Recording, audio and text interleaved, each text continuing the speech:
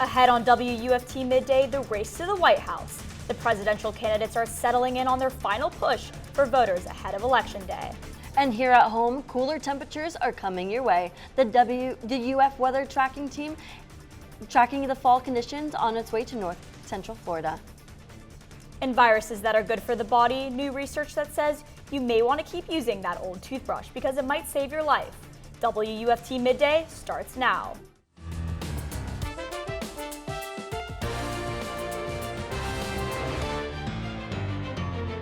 You're watching WUFT Midday.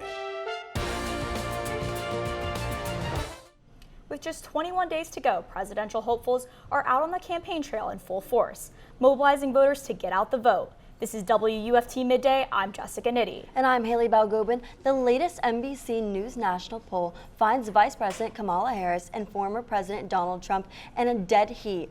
And as Alice Barr reports, the candidates are working nonstop to shore up any undecided voters. Probably. As the presidential nominees look to expand their outreach in the final 3 weeks before Election Day, Vice President Harris now set for a sit-down interview on Fox News tomorrow after appealing to undecided voters in one of the swingiest counties of swing state Pennsylvania. Erie County, you are a pivot county. The vice president played clips of former President Trump. The worst people are the enemies from within. The enemy from within. Talking about using the military to handle what he called radical left lunatics on Election Day. He's talking about that he considers anyone who doesn't support him or who will not bend to his will an enemy of our country. The former president's running mate, Ohio Senator J.D. Vance, defended those military comments. Well, is it a justifiable use of those assets if they're rioting and looting and burning cities down to the ground? Of course it is. While Mr. Trump was also in Pennsylvania at a town hall calling Vice President Harris dangerous and talking immigration and the economy. You've been eaten alive with inflation, and all I'm doing is getting you back to even. The former president cut off questioning after two audience members needed medical attention in the warm room and instead listened to music with the crowd.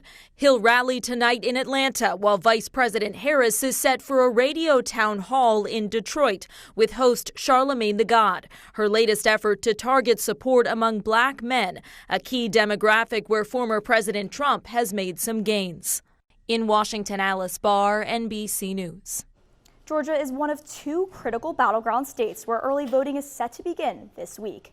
And it starts as a judge has ruled county election officials in the state cannot delay or decline to certify election results.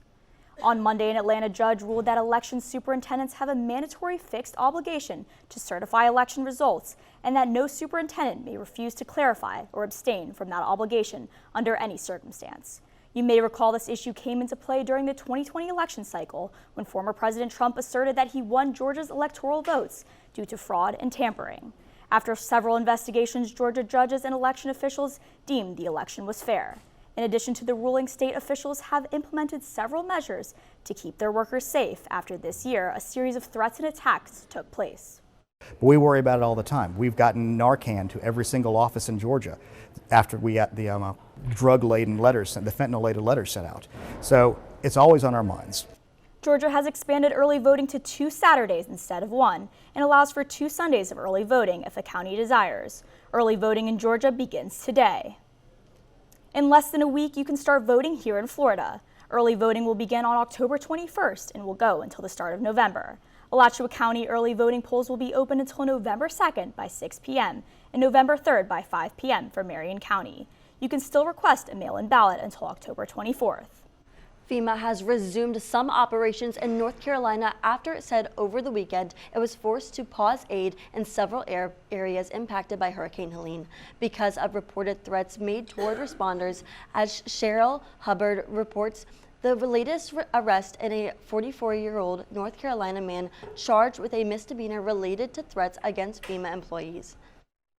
In North Carolina, FEMA resumed door-to-door outreach to disaster survivors on Monday afternoon. That's after some FEMA operations were paused due to threats in some counties over the weekend. The pauses came amid a backdrop of misinformation about responses to recent storms. Some of those stories just continue to persist at the cost of delivering needed resources to disaster survivors. On FEMA.gov, it has a fact sheet. Myth: FEMA grant money is a loan that I will need to pay back. Fact: FEMA disaster relief are grants which do not need to be repaid.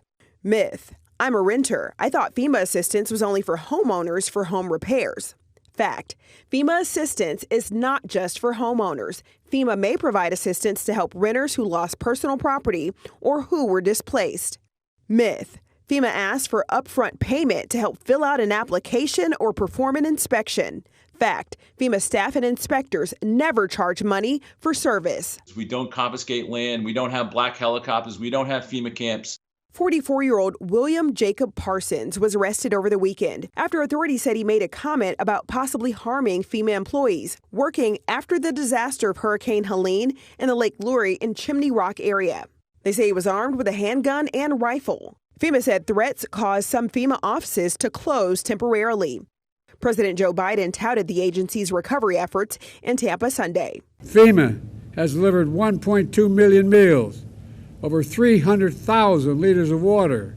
I'm Sherelle Hubbard reporting. FEMA disaster assistance is now available in Marion County after Hurricane Milton hit last week. If you sustain damage or loss due to Milton, FEMA says you may be eligible for financial assistance for temporary housing, basic home repairs, or other uninsured disaster-related expenses. You're urged to apply online at disasterassistance.gov through the FEMA app or by calling the number on your screen. Officials say if you do choose to call, to be patient as wait times can be long.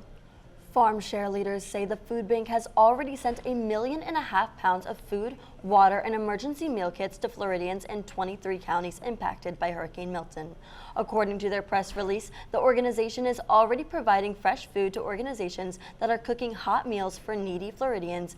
FarmShare's CEO says they are working closely with the Florida Division of Emergency Management and its own network of partners to continue serving meals as long as neighbors and families need them.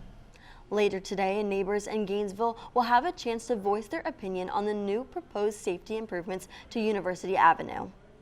The Florida Department of Transportation is holding a hybrid public meeting to discuss the improvements from State Road 26 from Waldo Road to Southeast 31st Street. The improvement plan includes adjusting traffic signals, adding new crossings, and widening the sidewalk.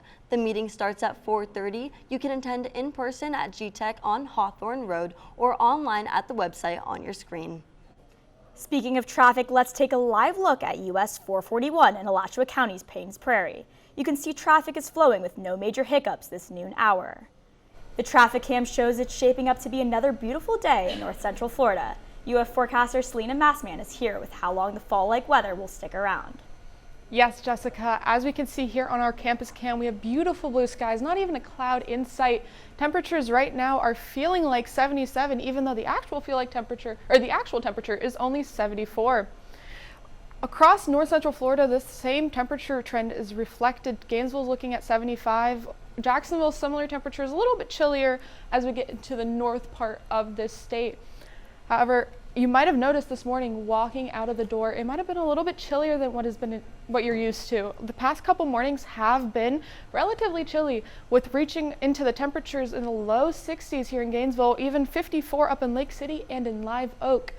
So make sure you have your jacket ready for what's to come. Right now, we're looking at a cold front that is sitting over most of north central Florida today. So we're not feeling those impacts just quite yet, but we are joining in on the cold weather party soon here in the state as this cold front makes its way throughout the state. And by Thursday, we're really feeling those cooler temperatures reach our area. We're looking into Friday, we're looking at regular Florida temperatures starting to make its way back into our area. However, the hour by hour reflects this change of, we're still having those warmer temperatures up in the 80s today, but we'll see that trend decrease by 11 p.m. tonight, heading into tomorrow morning when those temperatures are feeling a little bit nicer. Tomorrow, we're looking at a morning with 60 degrees, mainly sunny skies throughout the rest of the day. We're not even reaching those 70s tomorrow, so make sure that you are prepared for what's to come for these wonderful fall-like weather. Futurecast wind chill is showing us a similar trend once again. temperatures by Wednesday are feeling like 59 degrees, and we'll really see that kick in by Thursday morning. Temperatures here in Gainesville are 49 degrees, while in Tallahassee it's only 33 degrees, 1 degree above freezing. So as this colder air moves in, we're also seeing that air dry out a little bit more. That's what dew point is showing us, measure in the moisture in the atmosphere. We're looking at relatively comfortable dew points for the rest of this week, dipping down by Wednesday and Thursday, and regular into the Saturday evening, or Saturday throughout the day. You have homecoming, looking at beautiful weather throughout the rest of the time. By kickoff, we're looking at really nice temperatures. So it should be a very comfortable game. 7-day outlook is showing us this trend. Enjoy the rest of this week while it lasts, and by the next week, we're looking at regular Florida temperatures making its way in again. It's not something you probably want to think about, but all of us are surrounded by viruses, and new research has uncovered some little known and never before seen viruses that live on things you probably use every day. But as Mandy Gaither reports, microbes like the ones on your toothbrush could be used to save lives.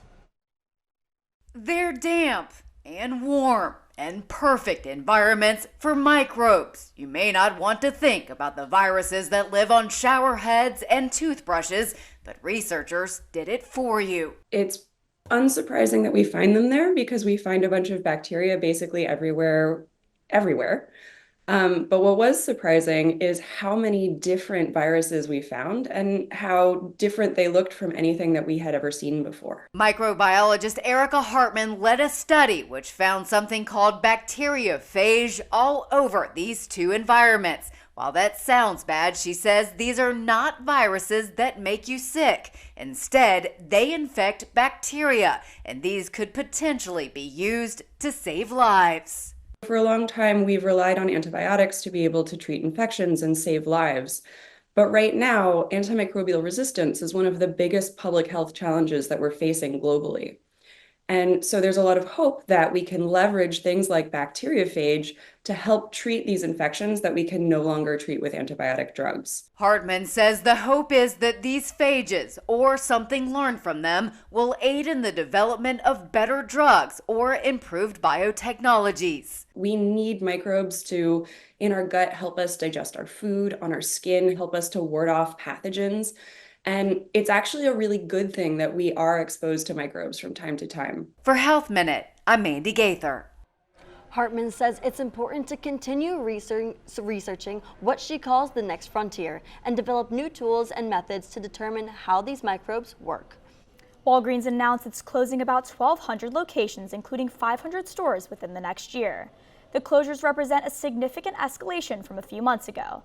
That's when the financially struggling drugstore chain announced it was shutting down 300 underperforming locations as part of a multi-year optimization program. The closures announced Tuesday includes the 300 closures announced in June. And Starbucks is cutting back on promotional offers through its mobile app to get customers to pay full price for its beverages. It's part of the new leadership strategy to reposition Starbucks as a premium brand. The move will also reduce the strain on employees who get flooded with work when promotions are advertised. In September, the coffee giant offered extra loyalty points on Tuesdays and deals on certain drinks on purchases on Saturdays. There won't be any broad holiday offerings this season, as the company instead plans to promote seasonal drinks through advertising. Now let's get over to WUFT First at 5 anchor Sarah Howard with a look at what's coming up on First at 5 on Channel 5. Our reporters are working on a number of stories for you this evening, including a new safety improvement plan for Gainesville neighbors. FDOT officials will present the improvement plan to neighbors to tackle safety concerns on University Avenue near Waldo Road, plus how the vote on the new Jaguars Stadium could directly impact Ben Hill Griffin Stadium and the rest of Gator Nation. And lastly, we take a look at the hundreds of thousands of mail-in ballots in Florida and how Hurricanes Milton and Helene could impact early voting. All that and more coming up on First at 5 on Channel 5. Before we go, one last check on the weather. Selena? Yes, Haley. We're looking at beautiful fall temperatures for the rest of this week. Friday and Thursday are big days for those cooler temperatures. We'll see on Wednesday some nicer temperatures, but by the